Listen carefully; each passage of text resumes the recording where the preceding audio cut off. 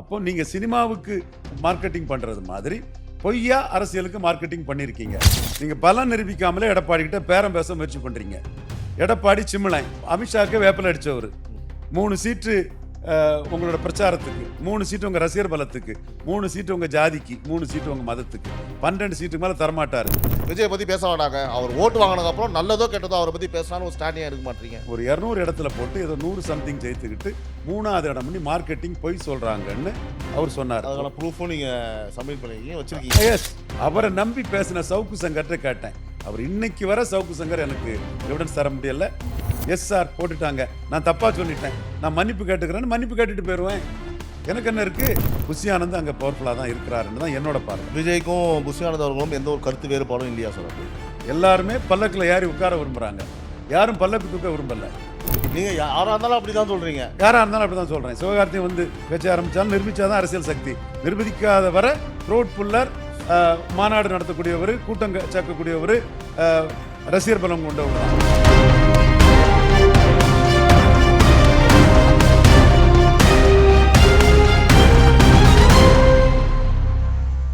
This video is sponsored by Classic Colors, Style and Comfort. Casual shirts with classic elegance. Epic Toyota, the new landmark of Anna Salai. Chennai Podcast Studio, unleashing powerful conversations with black magic cameras. Shubh Cards, the premium wedding invitations, Abhiramapuram, Chennai. Cresco Cars, leading dealers of Maruti Suzuki. இந்த கூட்டம்லாம் வருது, ஆனால் ஓட்டா மாறுமானா ஓட்டு விழுந்தாதான் தெரியும். விழுந்தாதான் தெரியும், அவ்வளவுதான். அதுக்கே நீ கோவப்படுறீங்க சார்? அது நீங்க உங்களை சொல்லல. புரியுது சார், அது நம்ம கோவம்னு எடுத்துக்க முடியாது சார். அதாவது அவங்கனால வந்து நீங்க சொல்ற விஷயத்தை நான் என்ன சந்தேகப்படுறேன்னா, நீங்க பலம் நிரூபிக்காமலே எடப்பாடி கிட்ட பேரம் பேச முயற்சி பண்றீங்க. எடப்பாடி சிம்லன், அமித்ஷாவுக்கு வேப்பில் அடித்தவர், 5 சீட்டு தான் கொடுத்தாரு. இங்க தமிழிசை மாநில தலைவரே தூத்துக்குடி போங்கன்னு தென் சென்னை தன்னோட லாயலிஸ்டுக்கு தான் கொடுத்தாரு. ராமதாஸுக்கு 23 சீட்டு ஒரு கையில், இன்னொரு கையில் 10.5 கொடுத்தாரு. பாஜகவுக்கு 20 சீட்டு தான் கொடுத்தாரு. நீங்கள் எடப்பாடி கிட்ட பேரம் பேச போனீங்கன்னா அவர் 12 சீட்டுக்கு மேலே உங்களுக்கு தரமாட்டார். 3 சீட்டு உங்களோட பிரச்சாரத்துக்கு, 3 சீட்டு உங்கள் ரசிகர் பலத்துக்கு, 3 சீட்டு உங்கள் ஜாதிக்கு, 3 சீட்டு உங்கள் மதத்துக்கு, 12 சீட்டுக்கு மேலே தரமாட்டார். பலம் நிரூபிக்காத ஒருத்தரை இந்த அளவுக்கு தான் மதிப்பாங்க. கலைஞர் ஏசி சண்முகத்தை 5 சீட்டுக்கோ 6 சீட்டுக்கோ மதிச்சாரு. பெரிய கூட்டத்தை காட்டினார். அதை விட பெரிய கூட்டத்தை கண்ணப்பன் காட்டினார். அவருக்கு 6 சீட்டுக்கு மதிச்சாரு. ஜெயலலிதா அம்மையார் விஜயகாந்துக்கு 15 சீட்டு தான் முதல்ல 2006ஆம் ஆண்டு சொன்னாங்க. அவர் 80 சீட்டு கேட்டார். அண்ணன் வைகோவுக்கு 35 சீட்டு கொடுத்தவங்க விஜயகாந்துக்கு 15ன்னாரு.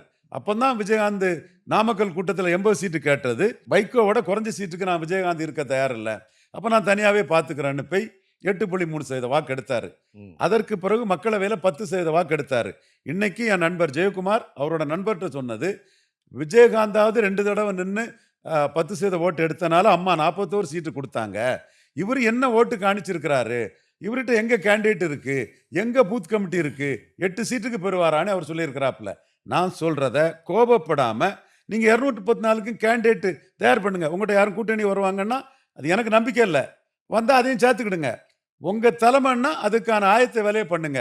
பூத் கமிட்டி போடாமல் வெறும் மாநாட்டை மட்டும் போட்டுக்கிட்டு, மாநாடு நல்ல கூட்டம் இருந்து, பெரிய கூட்டம் இருந்து எல்லாமே ஒத்துக்கிட்ட ஒரு உண்மை, அதை மட்டும் காட்டிக்கிட்டு நீங்கள் முயற்சி பண்ணிங்கன்னா ஃப்ளாப் ஆகிடுவீங்க. அதைத்தான் நான் சொல்கிறேன். இன்னும் எக்ஸாம்பிள் சொல்லணும்னா, எங்கள் அண்ணன் சிவாஜி கணேசன் 84ல் களத்துக்குள்ளே வந்தார். அப்போ எங்கள் ஊரில் டாக்டர் மோசஸ்லேருந்து தமிழ்நாடு ஃபுல்லாக செல்வாக்கானவங்க, பண்ணையார்கள், பெரிய செல்வந்தர்கள் எல்லாருமே அவர்கிட்ட கேண்டிடேட்டாக வந்தாங்க. அன்னைக்கு அவர் சீஃப் மினிஸ்டர் நின்று இருப்பார்னா 10% வாக்குக்கு மேலே கண்டிப்பாக எடுத்திருப்பார். ஆனால் 1989ஆம் ஆண்டு எங்கள் அண்ணி ஜானகியை முதுகில் குத்திட்டாங்க மக்கள் தலைவர் எம்ஜிஆர் அவரோட துணைவியார் சொல்லிக்கிட்டு, இவர் 50 சீட்டு பலம் நிரூபிக்காமல் வந்தபோது இவரால் ஜானகி அம்மையாருக்கு எந்த லாபமும் இல்லை. ஜானகி அம்மையாரோட அதிமுக ஓட்டு தான் இவருக்கு கிடைச்சே தவிர இவரை வச்சு ஓட்டு எதுவுமே வரல. அது வேஸ்டாக போச்சு. அவருக்கும் தோல்வி, அரசியலும் போச்சு, சினிமாவிலையும் அவருக்கு பின்னடைவு. நாம் விஜய்க்கு சொல்லக்கூடிய அட்வைஸு, நீங்க பலத்தை நிரூபிச்சுக்கிட்டு அது பிறகு களத்துக்குள்ள வாங்க. நெகட்டிவா கூட பேச வேணாமே சார் அப்போ? நெகட்டிவா மட்டும் நீங்க பேசும்போது அந்த பாயிண்ட் ஏன் வர மாட்டேங்குது? ஃபார் எக்ஸாம்பிள் வந்து நீங்க வந்து நெகட்டிவா விஜய பத்தி பேசும்போது, அதையும் ஸ்டாப் பண்ணிட்டு நம்ம விஜய பத்தி பேச வேண்டாம். நான் சொல்றது பொதுவாக சொல்றேன் சார். விஜய பத்தி பேச வேண்டாங்க. அவர் ஓட்டு வாங்குனதுக்கு அப்புறம் நல்லதோ கெட்டதோ அவர பத்தி பேசலாம்னு ஒரு ஸ்டாண்ட் ஏன் எடுக்க மாட்றீங்க? அவரு வந்து மார்க்கெட்டிங்ல ஃப்ராட் பண்றாரு. நான் மீண்டும் சொல்றேன். ம். உள்ளாட்சி தேர்தல்ல அவர் 3வது இடம் வந்தாருன்னு சொன்னாரு. எங்க அ எங்க செபாலாஜி டீம்ல உள்ள அ ரிஷி எங்க டீம்ல இருந்து அவர் சொல்றாரு, "இல்ல சார் 12,000 உள்ளாட்சி சிம்பல் இல்லாத இடங்கள் இருக்குது. அதுல ஒரு 200 இடத்துல போட்டு ஏதோ 100 சம்திங் ஜெயித்துக்கிட்டு 3வது இடம் பண்ணி மார்க்கெட்டிங் பொய் சொல்றாங்கன்னு" அவர் சொன்னாரு. அதுக்கான ப்ரூஃபும் நீங்க சப்மிட் பண்ணிருக்கீங்க, வச்சிருக்கீங்க. எஸ். அதுல அவரு சிம்பல் உள்ள 5000 ஓட்டு உள்ள ஒன்றிய கவுன்சில்ல கேண்டிடேட் போடல. 50,000 ஓட்டு உள்ள டிஸ்ட்ரிக்ட் கவுன்சில்ல கேண்டிடேட் போடல. அவர நம்பி பேசின சவுக்கு சங்கர்ட்ட கேட்டேன். அவர் இன்னைக்கு வர சவுக்கு சங்கர் எனக்கு எவிடன்ஸ் தர முடியல. நீங்க வேணா கூப்பிட்டு வாங்கித்தாங்க. என் நண்பர் தான் வெப்புலகின் சூப்பர் ஸ்டார்ன்னு அவர நான் மனசார பாராட்டக்கூடியவன் தான். அவருக்கு தான் வியூஸ் ஜாஸ்தி வரும்னு சொல்லும்போது நமக்கு I have nothing against him. But இதுக்கு ஆதாரம் இருந்தா வாங்கித்தாங்க. நடிகை கஸ்தூரி ஒரு இன்டெலெக்சுவல் அண்ட் போல்டு பெர்சன். அவங்களும் அத பேசுனாங்க. அவங்கள்ட்ட நான் ஆதாரம் கேட்கிறேன், தரல. அடுத்தால மாதன் மாதேஷ் நேத்து கூட அவர்ட்ட போய் பேசிட்டு வந்தேன். அவர்ட்டயும் ஆதாரம் இல்ல. அப்போ நீங்க சினிமாவுக்கு மார்க்கெட்டிங் பண்றது மாதிரி பொய்யா அரசியலுக்கு மார்க்கெட்டிங் பண்ணியிருக்கீங்க. அத நான் எக்ஸ்போஸ் பண்றேன். இன்னொரு விஷயம் என்னன்னா, வறுமை ஒழிப்பு தினம் பாராட்டுறேன், வாழ்த்துறேன், நல்ல விஷயம்.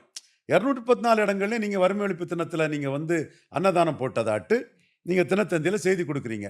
நான் 35 இடத்துக்கு மேல நீங்க போடலன்னு சொல்றேன். அப்ப நீங்க என்ன செய்யணும்? நாங்க 214லயும் போட்டிருக்கோன்னு அப்லோட் பண்ணிட்டு போலாம். ஒரு கட்சிக்கு இந்த அளவுக்கு நெட்வொர்க் இல்லாமலா இருக்கும்?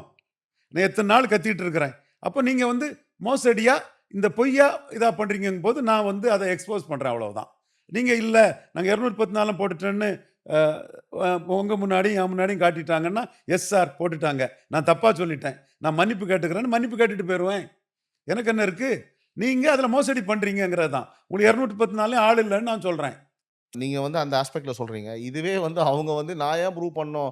விஜய் சொன்ன மாரி வந்து பார்த்தீங்கன்னா, இந்த சோசியல் மீடியா மீம்ஸ் அப்படின்னு சொல்லி டயலாக்லாம் பேசினாரு இல்லையா? இதெல்லாம் ப்ரூவ் பண்ண வேண்டிய விஷயம் இல்ல. இது ஒரு கட்சி விஷயம். ஆ. கட்சி இதுல வந்து அவங்க சைட்ல அவங்க பிளாக்ல வந்து அப்லோட் பண்ணிட்டு சார், போயிடலாம். நான் நான் வந்து கொஞ்சம் இது எனக்கே ஒரு கருத்து வேறுபாடு இருக்கு. நான் ஏன் சொல்றேன்னு கேட்டீங்கன்னா, பவர்ல இருக்கிற டெப்டி சிஎம் சாரே வந்து மைக்க நீட்டி எந்த கேள்வி கேட்டாலும், நான் இவருக்கு பதில் சொல்ல விரும்பல. நான் அவருக்கு பதில் சொல்ல விரும்பல. நான் அவர மதிக்கல.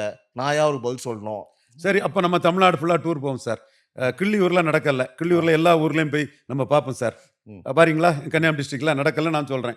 நீங்க எங்க இல்ல ஏதாவது சார், நீங்க சொன்ன மாரி ஏன் யாருமே அதுக்கு பதில் சொல்லல தான் என்னோட கேள்வி. சார் ஒருத்தர் அவங்க ஒமிட் பண்ணலாம். ஏன் எல்லாருமே ஒமிட் பண்றாங்கன்னு தான் கேட்கிறேன் நான். இல்ல. நான் எங்களுக்கு புரிஞ்சதுனால எங்கள்ட்ட லாக் ஆகுறாரு. கிள்ளியூர்ல போய் பார்ப்போம். ம். விளவங்கோட்ல போய் பார்ப்போம். ம். திருவட்டாறுல போய் பார்ப்போம். ம். எந்த ஊர்ல நடந்திருக்குன்னு பார்ப்போம். 35 ஊருக்கு மேல ஏன்னா நடக்கல. நீங்க சொல்றது வந்து பார்த்தீங்கன்னா, உண்மைன்ற பட்சத்துல வந்து அது ஒரு பெரிய ஸ்கேம் தானே. இட் ஹஸ் 35 டு பி எக்ஸ்போஸ்ட்ல. 35 ஊருக்கு மேல நடக்கல. ஓகே. அத நம்ம சொல்லிட்டோம். இத டிஸ்பியூட் பண்ண வேண்டியது அல்லது தினத்தந்தி பத்திரிகையில 214ன்னு போட்டிருக்க தினத்தந்தி பத்திரிகை ஐயா சுகுமாரநாத் இந்தந்த ஊர்ல இவர் தலைமையில போட்டாங்கன்னு அந்த நியூஸ அவங்களுக்கு நெட்வொர்க் இருக்கும். ஓகே. போட்டு இதோ அல்லது அவரு பிரிண்ட்ல வேண்டாம். வெப்ல போட்டா கூட நம்ம பார்த்துக்குவோம். ஓகே. புரியுது சார். சார் அதே போல வந்து பார்த்தீங்கன்னா, இந்த நிர்வாகிகள் மீட்டிங் நடந்தது. அவங்களோட ஈசிஆர் இதுல. புஷி ஆனந்த் அவர்கள வந்து வெளியேற்றினதா ஒரு தகவல் இருக்கு. அதுக்கான காரணங்கள் என்ன? அது உங்களுக்கு ஐடியா இருக்கா? ஏன் அந்த நான் மாரி அப்படி வெளியேற்றினாங்க? நினைக்கல. அது தகவல் தான். புஷி ஆனந்த் தான் அதுக்கு தாய், தந்தை எல்லாமே. விஜய மையமா வச்சு புஷி ஆனந்த் தான் நிப்பாரு. புஷி ஆனந்த யாரும் அங்க அசைக்க முடியாது. புஷி ஆனந்த் ஒரு விஸ்வகர்மா சமுதாயத்தைச் சேர்ந்தவரு. அவர பொதுச் செயலாளரா போட்டிருக்கிறதும் சமூக நீதி அடிப்படையில விஜய்க்கு ஒரு ப்ளஸ் தான். புஷி ஆனந்த் தான் ஆர்கனைஸ் பண்ணி இத கொண்டு வந்திருக்கிறாரு. எல்லா இடத்துலயும் விஜய் ஃபோட்டோவோட புஷி ஆனந்த் ஃபோட்டோவும் இருக்குங்கிறத நீங்க பார்த்திருப்பீங்க. அப்பவே விஜய்க்கு ரசிகர்கள் கூட அந்த ரேப்பவும் புஷி ஆனந்த் தான் இருக்குது. ஸோ புஷி ஆனந்த் அங்க பவர்ஃபுல்லா தான் இருக்கிறாருன்னு தான் என்னோட பார்வை. விஜய்க்கும் புஷி ஆனந்த் அவர்களும் எந்த ஒரு கருத்து வேறுபாடும் இல்லையா சார் அப்போ? கருத்து வேறுபாடுன்னா, விஜய்ங்கிற பிம்பத்த வச்சு தான் புஷி ஆனந்த் நிக்க முடியும். புஷி ஆனந்த்ங்கிற ஆர்கனைசர் வச்சு தான் விஜய்ங்கிற பிம்பம் வந்து பெருசா தெரியும். 3, 4 ஹார்ஸ் முன்னாடி நியூஸ் வந்து பார்த்தீங்கன்னா, ஒரு நிர்வாகி வந்து ஜாதி அடிப்படையில வந்து இந்த மாரி புஷி ஆனந்த் அவர்களோட புகைப்படத்த போட்டு ரைட்ஸ்ல நிர்வாகி புகைப்படத்த போட்டு நியூஸ் வெளிய வந்திருக்கு. ஜாதி அடிப்படையில வந்து இந்த மாரி நிர்வாகத்த அமைக்கிறாங்க. பதவி குடுக்க மாட்றாங்க. உழைச்சிருக்கோம்னு சொல்லிட்டு மீண்டும் மீண்டும் கடந்த ஒரு 10 நாட்களாகவே இது போன்ற குற்றச்சாட்டு வந்துகிட்டே இருக்கு சார். அத இது பத்தி இது உங்களோட எல்லா கருத்து என்ன? கட்சியிலயும் வரக்கூடியது தான். இத நம்ம பெருசா சொல்லி தாவேக்காவ களங்கப்படுத்துவதோ இது தேவையில்ல. இது எல்லா கட்சியிலயும் வரக்கூடியது தான். பொதுவா என்னன்னா, விஜயகாந்த் கட்சியில இப்படி வரலன்னா, அவருக்கு ஒரு ஆளுமை இருந்து, கண்ட்ரோல் இருந்து. இங்க வந்து எல்லாருமே பல்லக்கில் ஏறி உட்கார விரும்புகிறாங்க. யாரும் பல்லக்கு தூக்க விரும்பல. இப்போ மாடர்ன் பொலிட்டிக்ஸே அதை நோக்கி தான் போயிட்டு இருக்குன்னு சொல்லும்போது தாவேக்காவை நான் குறை சொல்ல விரும்பல.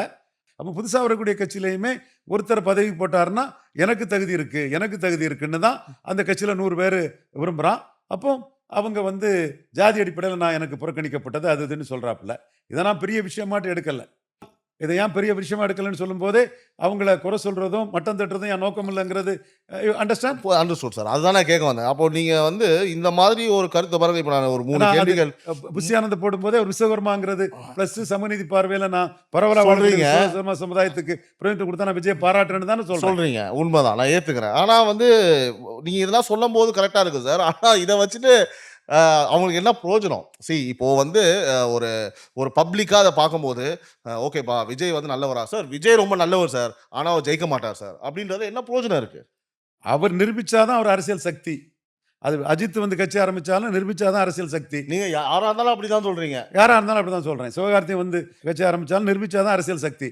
நிரூபிக்காத வரை க்ரௌட் புல்லர், மாநாடு நடத்தக்கூடியவர், கூட்டம் சேர்க்கக்கூடியவர், ரசிகர் பலம் கொண்டவர் தான். நிரூபிச்சாதான் ஓட்டு பலம். சரி, அப்போ சிம்பிளா ஒன்று சொல்றேன் சார். அது அந்த எலெக்ஷன் வரும்போது அவங்க நிரூபிக்கிட்டோம். அது வரைக்கும் வந்து பார்த்தீங்கன்னா is a strong politician, is capable of doing things. அது ஓட்டா கன்வெர்ட் ஆகும் அப்படின்னு ஒரு பின்பற்ற தேவையில்லை சார். ஒரு உண்மையை வெளிப்படையா காமிக்கிறது உண்மை எப்படி தெரியும்? இல்லை, எப்படி பண்ணணும்னு கேட்குறேன். Seeing is believing. அது வந்தாதான் தெரியும். அதுவரை அவங்கவுங்க யானையை பார்த்த பார்வையற்றவர் போல பார்த்துக்கலாம். ஒருத்தர் 40 பார்க்கலாம், ஒருத்தர் 4ல் பார்க்கலாம், ஒருத்தர் 20ல் பார்க்கலாம், ஒருத்தர் 5ல் பார்க்கலாம். அவங்கவுங்க விருப்பம். Seeing is believing. எது ட்ரூத்துங்கிறது தேர்தல் ஆணையம் 2026 கொடுக்கக்கூடிய டேட்டாவில் தான் தெரியும். அதை நோபடி கேன் டிஸ்பியூட்.